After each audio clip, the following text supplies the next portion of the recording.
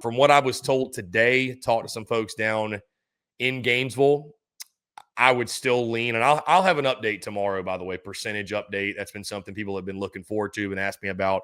I'll have an updated percentage on my crystal ball where I think Lane Kiffin's going to land. I would still say right now I'm leaning LSU.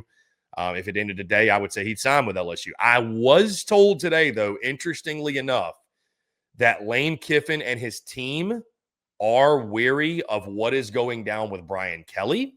That is something that concerns them a little bit and gives them some pause, some hesitation. I don't think it's going to be enough for him to not take the job, but understandably so, right? I mean, listen, LSU owes Brian Kelly money. They don't want to pay him that money. I don't give a damn why they don't want to pay him that money, but they signed a contract to pay him that money. It's not a good look for LSU to not pay money that they owe someone. So either way, that is something they're wary about. I don't think it'll be enough for him to not take the job.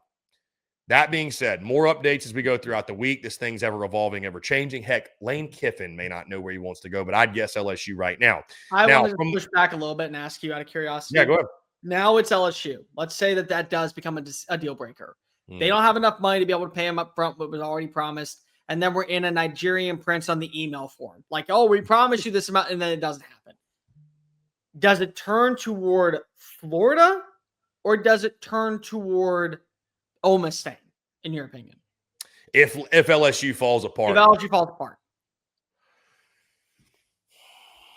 I'd probably say Florida. I think it's probably least likely he goes back to Ole Miss. Okay. At this point. I mean, that can change. I think Ole Miss would probably – here's the thing. I think they'd welcome him back. I think there'd be a lot of people in that Ole Miss community that wouldn't want them to welcome him back because I think they're just tired, dude. I think they're tired. I think they're exhausted with the back and forth, the games, the nonsense, whatever. So I'm going to guess Florida. But on that note, interestingly enough, Baron, update on the Florida search. Again, I talked to a buddy of mine, really tight the situation down in Gainesville. Interestingly enough, Florida is preparing and bracing for making a move to go a different direction if Lane Kiffin doesn't work out, although there's still a lot of confidence down there. They feel confident that despite the fact that everything is leaked in favor of LSU, Florida feels like, hey, behind the scenes, we're still in really good standing. We're staying in contact with him. Like, heck, I saw Allie Peak today, one of our friends of the show. She went as far as to say that if Lane Kiffin doesn't take the Florida job, he bold-faced lied to some people down there in Gainesville because he said he was going to. I mean, who knows? I take Allie's word is a pretty solid one. So, I mean, who knows? He may have said that. He probably did say that. What I was told, though, is Florida is bracing for impact from the standpoint they've got other candidates in mind. There were 3 names that I was told. I know 2 of them. Eric Morris from North Texas. Bye-bye. You're at Oklahoma State. See you later. John Summerall at Tulane. I don't think that's happening. I don't think they want him, to be honest. Like the fan base, I don't think the fan base wants him. I think he's going to be going to another SEC school. Yep. The other name that was floated to me that, I heard this over a month ago. This guy wanted to get out of where he's at. He wanted to come either to the state of Texas or to the SEC. That being one Mr. Lincoln Riley.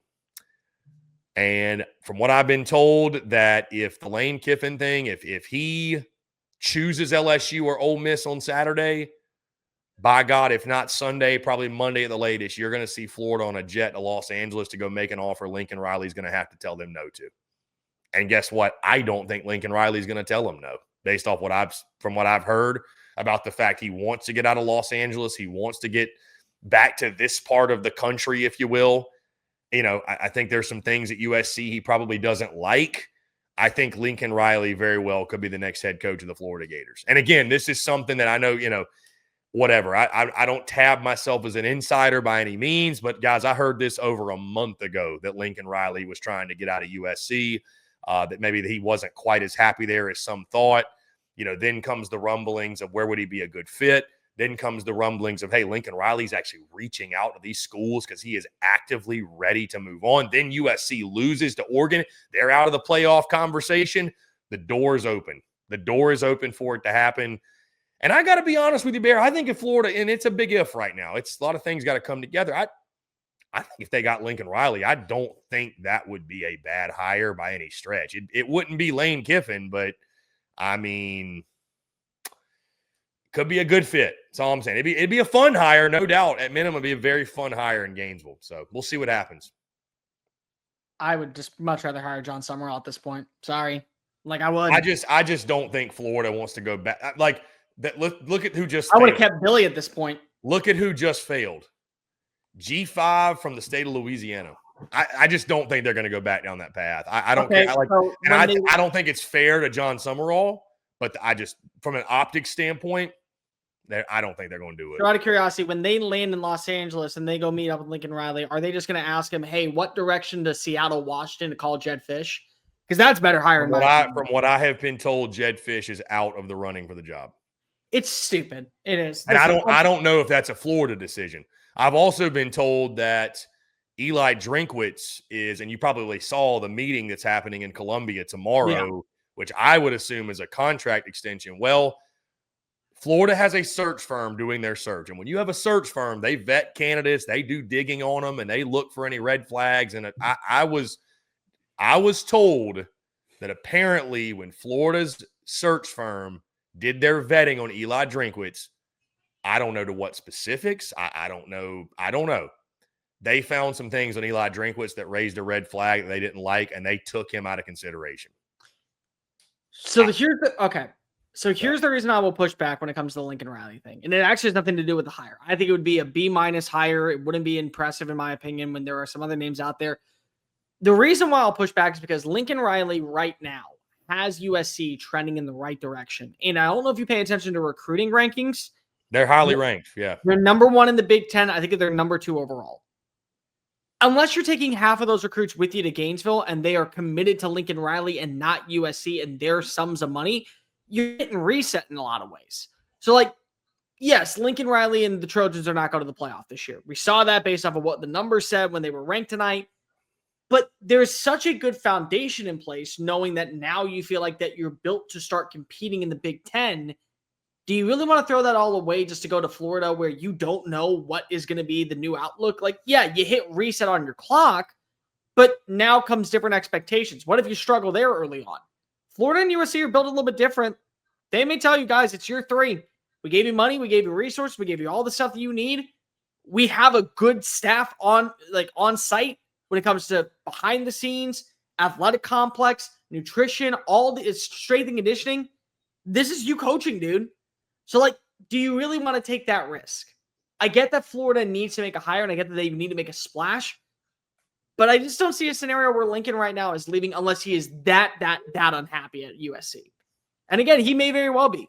He very may well be. I just don't see it when you're bringing in that many recruits. I will just say, I think the allure, Cole, of getting to the SEC, and let's just call it for what it is, coaching at a place that cares about football. I know USC's USC. I get it. I understand it. But they don't care out there. Sure. Like on the West Coast, they just don't. They don't care. Like, I mean, I think the opportunity to get to a place that gives a damn, I think is I'm sure that's what Lincoln misses.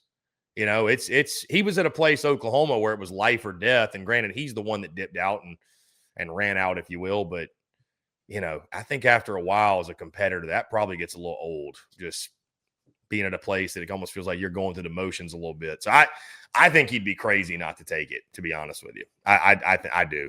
To take the Florida job, I think he'd be crazy. If I could guarantee that I'm taking half of those recruits with me, I would agree with you. The problem is that if I'm leaving a school with a top 3 recruiting class, I'm having to start all over.